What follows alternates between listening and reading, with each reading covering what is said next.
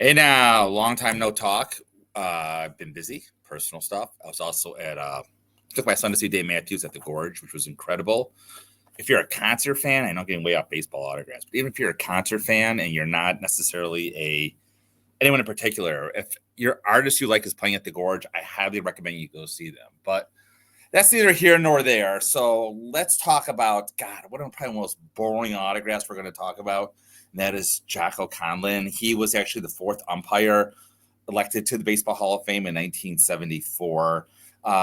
His real name was John. He actually did play in the major leagues for a little bit with the White Sox before entering the umpiring field.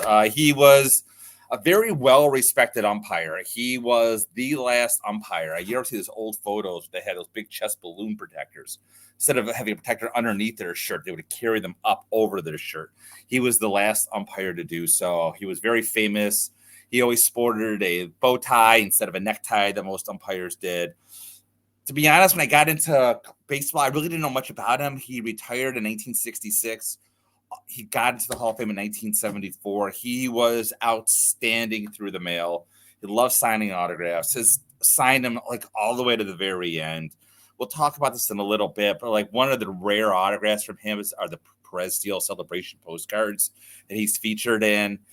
Those came out in early 1989, I believe. Someone who's smarter than me can correct this, but even though he died in April, they're out there. They're available. So he was signing to the very end, even though he was sick the last few years. So again, not a very interesting person in terms of Hall of Famers, but without any further ado, let's take a look at the autograph analysis of Jocko Conlan. So this is my autograph. I have, believe it or not, this is a government postcard. There's a little bit of a mistake here. Whoever actually got this actually typed 1970. He was inducted in 1974. Again, I think I paid $15 for this, but this has most common things you're going to see about a Jocko Conlan. Again, this is what you want to look at a Jocko Conlan, a real nice sharp J with it going down very far. The C going down. Again, the J and the C should fall below and go above the rest of the entire autograph. That's very important. But again, you're going to see there's a lot of different variations in these J's, especially, and the C became real shaky towards the end of his life.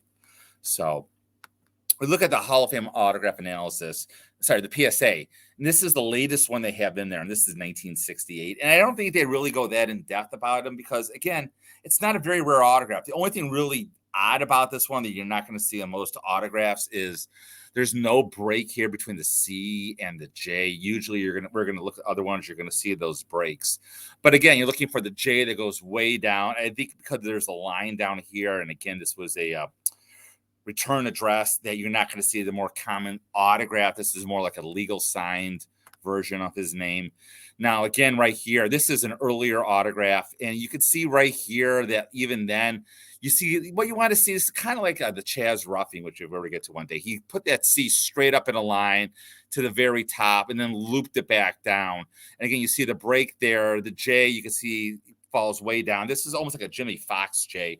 But again, a lot of different variations of the J. But again, these are not rare autographs. People weren't really forging him. Again, you see the break between the O and the O's there. Again, this is probably looks like a Hall of Fame baseball. Again, you can see right here a nice sharp J going down.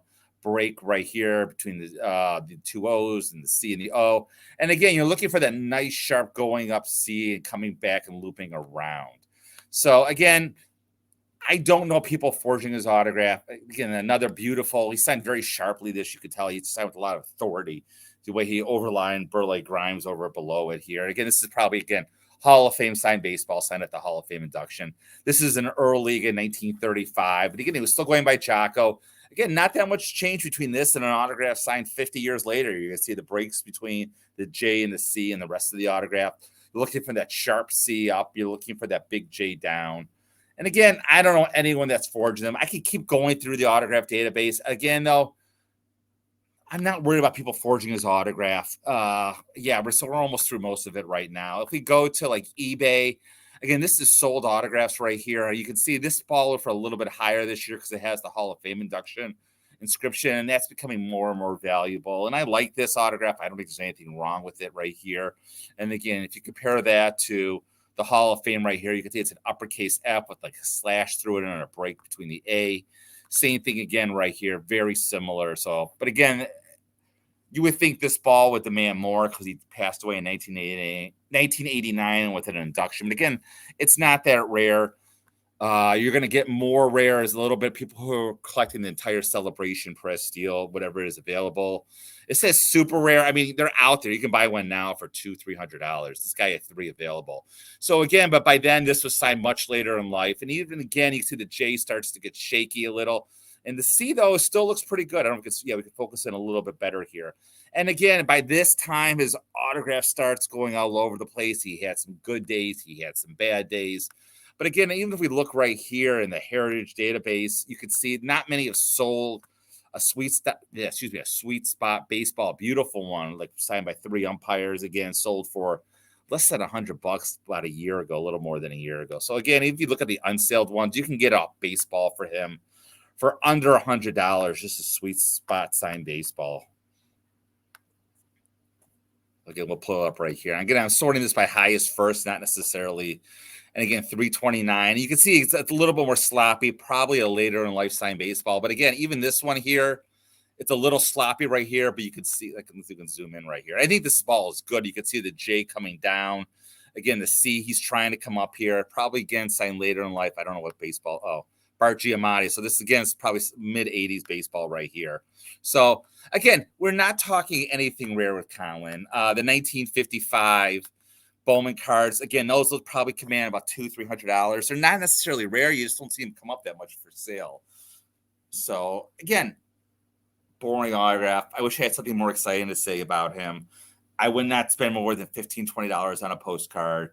You're looking at $200 to $250 on a celebration card, and maybe a little more around that price for a baseball, even when it's in that has inscriptions on it with the Hall of Fame inscription, because he loved signing. He was very good about signing. But we're going to move from him, and we're going to talk about a much more challenging Hall of Fame umpire. Not the toughest. That'll go to Hank O'Day, but a much more challenging one, and that'll be Tom Connolly next. But until then, as always, keep collecting.